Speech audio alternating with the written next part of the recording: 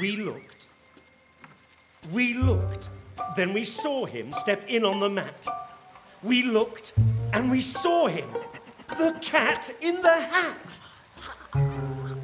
The cat's this cat that is walking around outside in the rain, and he finds someone's house and he walks in the door and chaos ensues.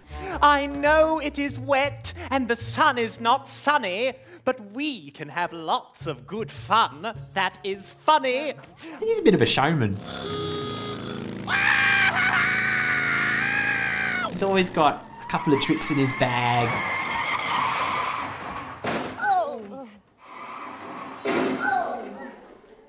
It appeals to me, and it's appealed to me since day one from Mum and Dad reading the books to me. Look, I think if you go back to Dr. Seuss, the language. We can have lots of good fun, if you wish, with a game that I call Up, Up, Up with a Fish. At my nana's house, we had a bunch of the books. There was The Cat in the Hat, The Fox in Socks, and The Lorax, and it's really great to be able to, be part of it, again. It is fun to have fun, but you have to know how. I can hold up the cup and the milk and the cake. I can hold up these books and the fish on a rake. I can hold the toy ship and a cup on my hat and a little toy man. And look, with my tail, I can hold a red fan. Who does the cat represent in life? He's very naughty, very smart, wants to have a lot of fun.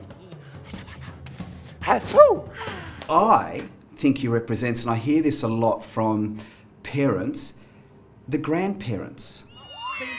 That loves all that, keep the secrets, don't tell Mum and Dad. If we break something, we'll replace it later, it's okay. If we want to go out to McDonald's, we can go to McDonald's. And when we're at the movies, we're going to eat as much popcorn as we can. No, I do not like it. Not one little bit.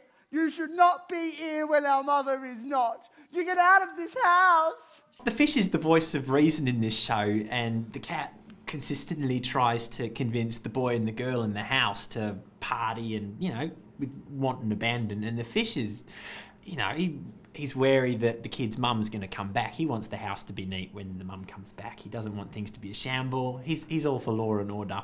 Really, the fish I look upon myself personally, it's the nanny.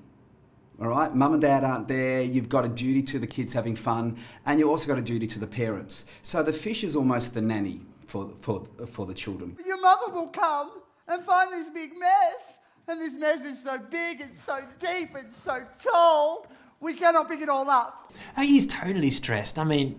He's out of his bowl lots of the time, so he's not in water.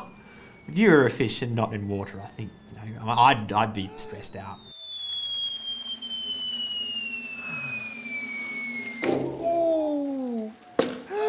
There's a lot of sound effects in it. If I'm not wrong, it's about 398. It's a lot of keys for one operator go bang, bang, bang. It's a mix of him pressing a button for a sound to be played, or sounds on a pre-recorded track. So we've got to work together to make everything look like it's happening as a cohesive unit. And so we've got to be on the ball.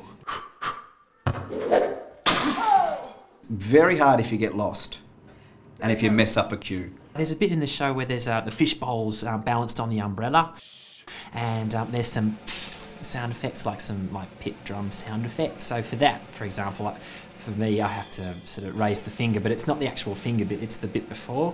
So he's got a lead in and then a button for the movement, so it's really clear.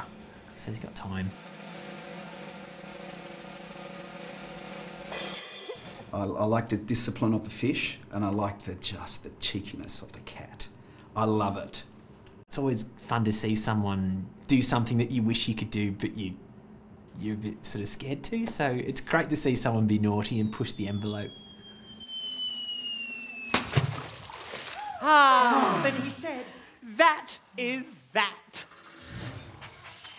And then he was gone with the tip of his hat.